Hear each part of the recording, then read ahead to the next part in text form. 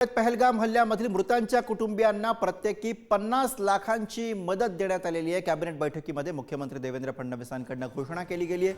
मृतांच्या कुटुंबियांना राज्य सरकार प्रत्येकी 50 लाखांची आर्थिक मदत करणार आहे।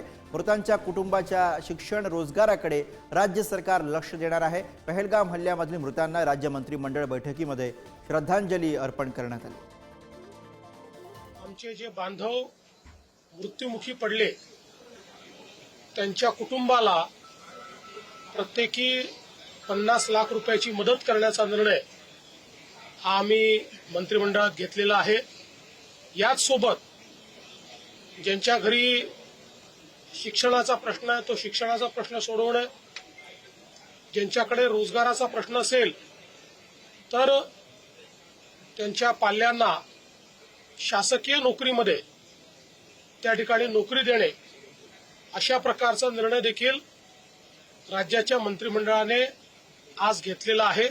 आपल्याला या कुटुंबियांच्या मागे उभं राहिलं पाहिजे आणि म्हणून 50 लाख रुपयाची आर्थिक मदत आणि त्याचबरोबर त्या परिवारातल्या मुलांचं शिक्षण, पुढचं जे शिक्षण आहे ते जे काही त्यांनी ठरवलेलं आहे, पुढचं शिक्षणाची जबाबदारी आणि त्याचबरोबर नोकरीची जबाबदारी देखील या ठिकाणी सरकारने घेतलेली आहे।